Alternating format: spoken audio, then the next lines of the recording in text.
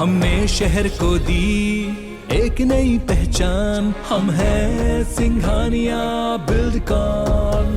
मध्य प्रदेश के खरगोन में कल देर शाम तालाब चौक इलाके में रामनवमी जुलूस के दौरान पथराव किया गया।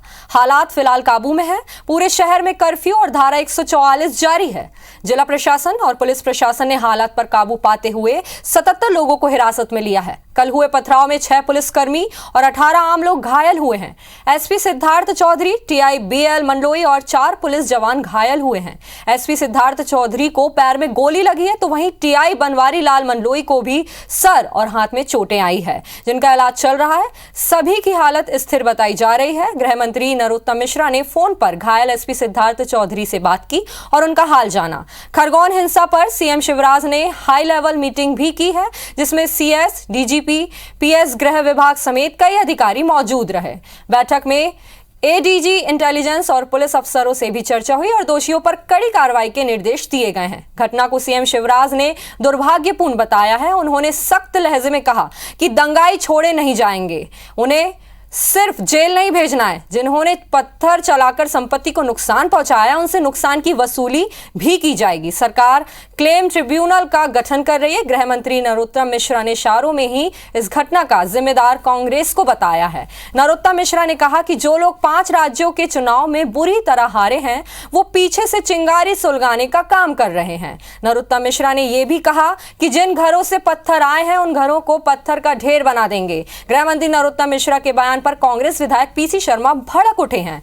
उन्होंने कहा कि नरोत्तम मिश्रा गृह मंत्री होकर प्रवक्ताओं जैसे बयान देते हैं। कोई भी घटना हो, बीजेपी कांग्रेस को जिम्मेदार ठहरा देती है। अगर कोई दोषी है तो उसे फांसी दीजिए, लेकिन इस तरीके से माहौल ना बिगाड़ा जाए। पीसीसी चीफ कमलनाथ के निर्देश पर कांग्रेस ने 5 सदस्यों की एक जांच समिति भी गठित की है।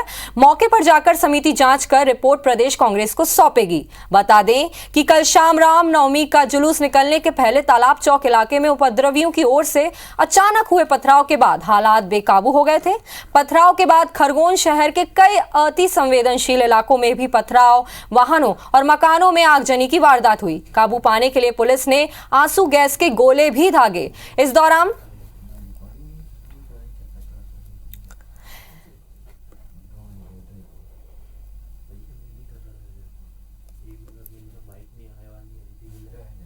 कर्फ्यू लगाया गया है कस्बे में और पुलिस भी बाहर से आया हुआ है।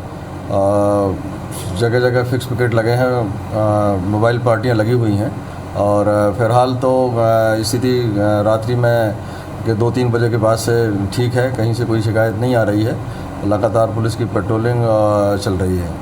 वीडियो फुटेज और फोटोग्राफ्स वगैरह जो है, जो और साथ से बाकी की चीज़ें उन सबको देख रहे हैं और उसमें कुछ लोगों को राउंड अप किया गया है। अभी उनको आइडेंटिफाइड करके फिर इसमें कार्रवाई की जाएगी। शहर में तालाब चौक और कुछ पॉइंट पे कर्फ्यू लगा दिया गया है और अभी शांति बनाए रखने के लिए अनिश्चितकालीन कर्फ्यू लगाया है।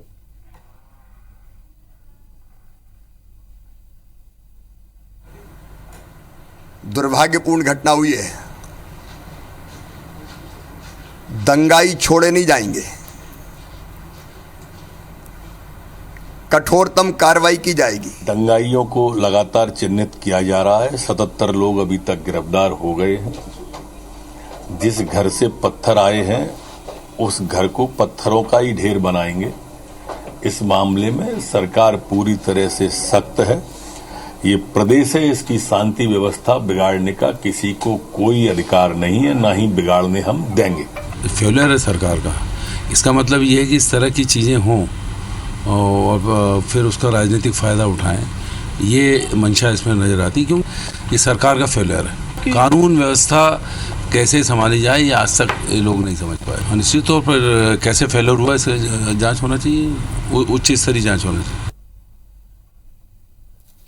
खरगोन में रामनवमी पर जुलूस पर हुए पथराव और उसके बाद आगजनी की जो घटना सामने आई है, उसके बाद IBC 24 की टीम ग्राउंड जीरो पर पहुंची है और यहां समझने का प्रयास कर रहे हैं आखिर यह घटनाक्रम क्या रहा है। इस वक्त हम मौजूद हैं खरगोन के सराफा बाजार में और आपको जो तस्वीरें दिखाने वाले हैं उससे आपको समझ में आएगा।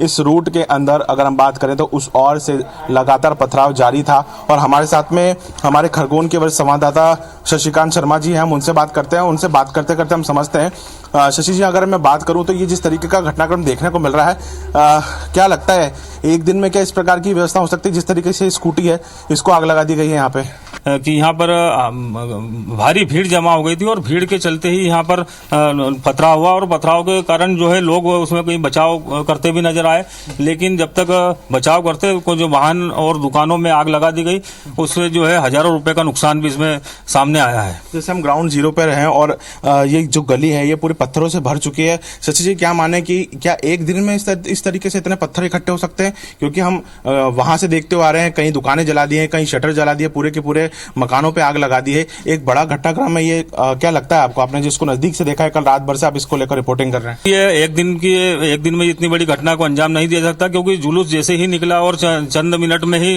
जो है पथराव शुरू हो गया और इतनी बड़ी घटना को अंजाम दे दिया, जिसके बाद से पुलिस को नियंत्रण करने में करीब 4 से 5 घंटे का वक्त लग गया और आंसू गैस के इसमें जो है कई राउंड गोले दागे गए, जिसके बाद में देर रात को करीब लगभग 3 बजे डीआईजी नीमाटन के डीआईजी तिलक सिंह के मुताबिक रात को 3 बजे रात को स्थिति को काबू में पाया गया। इस और भी आपको दिखाना चाहूंगा, ये पूरी दुकान थी, एक स्टेशनरी की दुकान बताई जा रही है और ये पूरी की पूरी दुकान जो है ये फूंक दी गई है, पेट्रोल बम जो है वो दागा गया है इसके ऊपर और ये दुकान पूरी जलकर खाक हो गई है। पूरे खरगोन जिले को अभी फिलहाल सोमवार का आज दिन है और आज कर्फ्यू यहाँ पर लगा दिया गया है और प्रयास यही किए जा रहे हैं कि यहाँ पर पूरे शांति की व्यवस्था है यहाँ पर बनाई जा सके और आगे किसी भी अफवाह को फैलने ना दिया जाए।